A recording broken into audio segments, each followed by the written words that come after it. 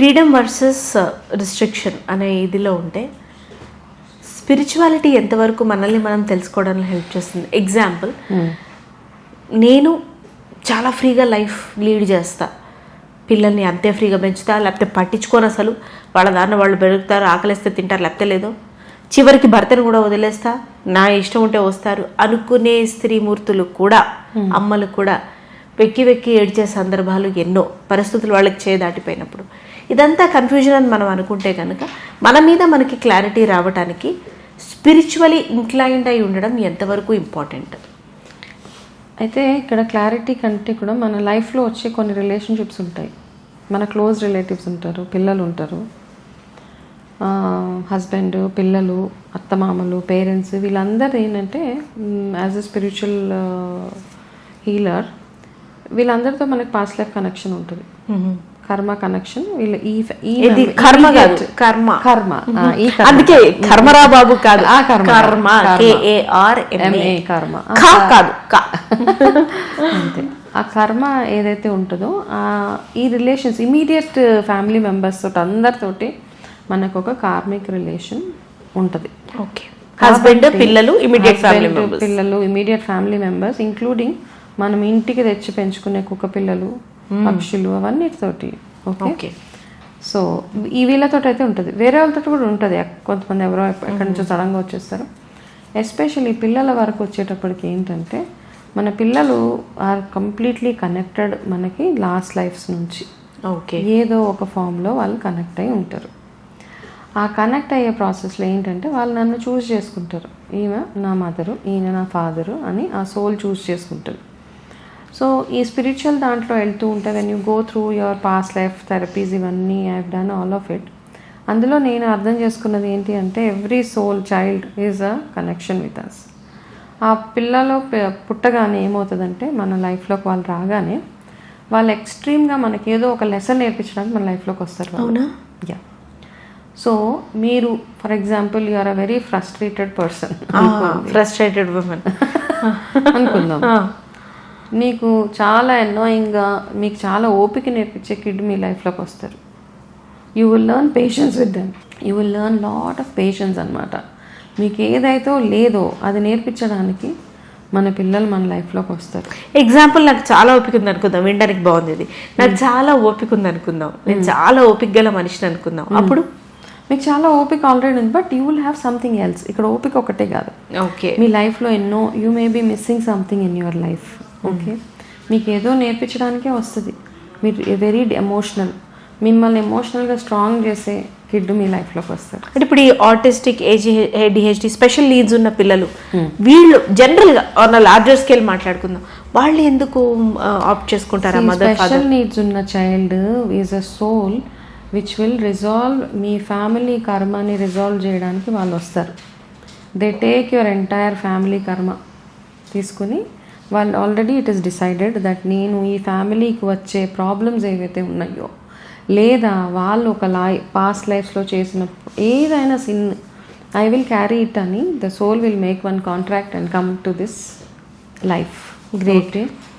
ఆ మదర్ తోటి ఆ సోల్, ఎస్పెషలీ మదర్, ఆ మదర్ తోటి ఆ సోల్ జర్నీ ఏదైతే ఉంటుందో ఆ అమ్మకి ఎన్నో నేర్పిస్తుంది. ఆ సోల్, ఆ newly born baby with different needs ఓపిక నేర్పిస్తుంది, పేషెన్స్ నేర్పిస్తుంది, తట్టుకునే శక్తిని నేర్పిస్తుంది, ఎమోషనల్గా ఎలా స్ట్రాంగ్గా ఉండాలో నేర్పిస్తుంది, డిఫికల్ట్ సిచ్యువేషన్స్ని ఎట్లా హ్యాండిల్ చేయాలన్నది అన్నీ సోల్ వచ్చి నేర్పిస్తుంది. అప్పటిదాకా ఆ మదర్కి ఏమీ తెలీదు.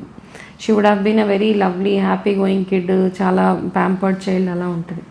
ఉన్నా కానీ ఇట్లాంటి కిడ్ రాగానే వాళ్ళ లైఫ్ మొత్తము ఇంకొక యూటర్న్ తీసుకొని అప్ సైడ్ డౌన్ అవ్వదు, U turn more, both the souls will evolve together.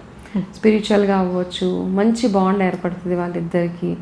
ఎట్లా ఉన్నా మదర్ నా ఓన్, నా very very very close family friend, వాళ్ళు ఒక ఛానల్లో ఒక వీడియో కూడా చేశారు. వాళ్ళకు ఒక బాబు ఉన్నాడు. ఆ బాబు మస్కులర్ డిస్ట్రఫీ, ఆ అబ్బాయికి. ఓకే, ఆ అబ్బాయి లైఫ్ స్పాన్ ఓన్లీ ఒక ఐ థింక్ 15 years వరకే ఉంటాడని డాక్టర్స్, 5 years ఉన్నప్పుడు తనకు ఆ ప్రాబ్లం డయాగ్నైజ్ అయింది. సో మెల్లిమెల్లిగా డిటీరియేట్ అయిపోయి వాళ్ళకి సపోర్ట్ చేయదు ఇంకా బాడీ సిస్టమ్. ఈరోజు ఆ అబ్బాయి 31 years. ఓకే, అయితే ఆ మదర్ స్ట్రగుల్ ఏం లేదు, షీ ఎంజాయ్స్ దట్ మదర్హుడ్ ఆ అబ్బాయితోటి. ఈ రోజు దాకా ఒక్కరోజు కూడా తను బాధపడినట్టు కానీ తన చైల్డ్ అలా ఉన్నాడని ఇబ్బంది పడడం, nothing. She enjoys her journey with the kid అనమాట. ఆ అబ్బాయి కూడా అంతే ఇంటెలిజెంట్, అంతే స్మార్ట్, అంతే ధైర్యం, బ్రేవ్. చాలా అసలు ఆలోచించడు, నేను మంచానికే ఉన్నాను, ఎక్కడ కదలడానికి లేదు, ఐఎమ్ కన్ఫైన్ టు 4 walls, ఈ మంచం మీదే ఉంటాను అన్న థాట్ కానీ ఫీలింగ్ కానీ ఎవరికి రానివాడు ఆ అబ్బాయి కూడా. ఈ కాంట్ మూవ్, కాళ్ళు కదపలేడు, చేతులు కదపలేడు, హీ కెన్ ఓన్లీ టాక్. ఆ మాట్లాడడం కూడా చాలా ప్రాబ్లం తనకి. అరగంటకు ఒకసారి వాళ్ళు సక్షన్ చేయాలి, అది చేయకపోతే మధ్యలో గొంతు అడ్డు పడిపోతుంది అనమాట. సో అట్లా చేస్తూ చేస్తూ ఆమె పని ఏంటి, నైట్ అంతా మెలకుగానే ఉంటుంది. ఎందుకంటే ఆ అబ్బాయి అంతటా అబ్బాయి కదలలేడు, మూవ్ అవ్వలేదు. 31 years నుంచి జరుగుతుంది మీరు చెప్పిన దాన్ని బట్టి చూస్తే. ఐ థింక్ ఆల్మోస్ట్ ఒక 25 సంవత్సరాల నుంచి ఆ అమ్మ 5 years వరకు బాగానే ఉన్నాడు. తర్వాత ఈ ప్రాబ్లం వచ్చింది. పడుకుంటే కదపాలి అబ్బాయిని, ఇచ్చింగ్ అనిపిస్తే తను వెళ్ళి చేయాలి. కాబట్టి ఆ తల్లికి రాత్రంతా నిద్ర ఉండదు. కాకపోతే చాలా ఎంతో హ్యాపీగా, ఎంతో వైబ్రెంట్గా మార్నింగ్ లేవగానే అంతే బాగా రిలేషన్స్ హ్యాండిల్ చేస్తుంది ఆవిడ. ఇంట్లో పనులు కానీ, ఇంట్లో అంటే వాళ్ళకి హెల్ప్స్ ఉన్నారు, అన్నీ ఉన్నారు, ఇవన్నీ ఉన్నా కానీ వాళ్ళ ఇంటికి ఏ చుట్టాలు వచ్చినా ఇబ్బంది పడడం కానీ ఎవరి టైం వాళ్ళకి ఇచ్చేస్తుంది. అట్ ది సేమ్ టైం వాళ్ళ అబ్బాయికి ఇచ్చే టైం కంప్లీట్గా షీఈస్ 24/7 ఆ అబ్బాయికి అవైలబుల్గా ఉంటుంది. ఈ అంతటి ప్రాసెస్లో చాలా బాగా చదువుకుంటాడు అబ్బాయి. ఆ అబ్బాయి సూపర్ ఇంటెలిజెంట్, బీకామ్ దాకా, అంటే ఆ అబ్బాయికి తగ్గట్టుగా స్కూల్ అవన్నీ ఎంచుకున్నారు. చదువుకునే టైంలో, కాలేజ్కి వెళ్ళే టైంలో కాలేజ్ టాపర్ ఇంటర్లో, అంత బాగా చదువుకుంటాడు. డిగ్రీ వచ్చేటప్పటికి తనకి ఏదో ప్రాబ్లం వచ్చి దాని తర్వాత తొందరగా ఇన్ఫెక్షన్స్ వచ్చేస్తున్నాయి. కాబట్టి అబ్బాయి ఎక్కడికి బయటకు వెళ్ళడానికి లేదు ఇంకా. కాబట్టి అప్పటిదాకా అబ్బాయిని అన్ని కంట్రీలు తిప్పారు అదే కండిషన్లో. బికాస్ తనకి అన్ని ఊళ్ళు తిరగాలి, కంట్రీస్ తిరగాలని ఇష్టం. కాబట్టి యుఎస్ కానీ, కెనడా కానీ, వేరే ఎన్ని కంట్రీస్, జపాన్, ఇవన్నీ వాళ్ళు అబ్బాయిని తిప్పిన తర్వాత ఇప్పుడు తనని తీసుకెళ్ళడానికి లేదు. సో ఇంట్లోనే అన్ని ఫెసిలిటీస్, తనకి కావాల్సిన వాట్ ఎవర్ అబ్బాయికి అప్పటికి ఏం చేయాలనిపిస్తే అవి అనమాట. వాటి మూవీస్ అంటే ఇష్టం, ఇవన్నీ చేసుకుంటూ 31 years. అందరికీ చాలా కష్టం, 15-16 మ్యాక్సిమం. అయితే ఆ ఇంట్లో అమ్మ చేసే ఆ అమ్మ చూపించే ప్రేమ, ఆ అమ్మ కోసం నేను ఉండాలన్న తపన ఏదైతే అబ్బాయికి ఉంటుందో అది ఇంకా వాడిని ఎలా కంటిన్యూ చేసుకుంటూ, మొన్ననే just 2 days back 31st birthday complete చేసుకున్నాడు వాడు. సో అంత ఆ అమ్మకి ఆ అబ్బాయికి ఇద్దరికి వాళ్ళ జర్నీ, వాళ్ళిద్దరిని చూస్తుంటే చాలా ముచ్చట అనిపిస్తుంటుంది మనకి. గ్రేట్ మ్యామ్, అసలు చాలా గ్రేట్. అంటే ఎక్కడ కొంతమందికి ఒక పాయింట్లో ఫ్రస్ట్రేషన్ వచ్చేస్తుంది, నేనేంటి నా లైఫ్ ఇంతేనా, నా బతుకంతే ఇంతేనా, నేను ఇలాగే చెయ్యాలా అన్న ఒక ఫ్రస్ట్రేషన్ కూడా లేదు ఆవిడకి. ఆ కోపం కానీ, ఆ ఇష్టాక్ కానీ, షీఈస్ ఆల్వేస్ స్మైలింగ్. వాళ్ళలోనే ఆ లైఫ్ అంతా చూసుకుంటుంది. అంత ఎక్సలెంట్, అంత అలా ఉంటారు చాలామంది.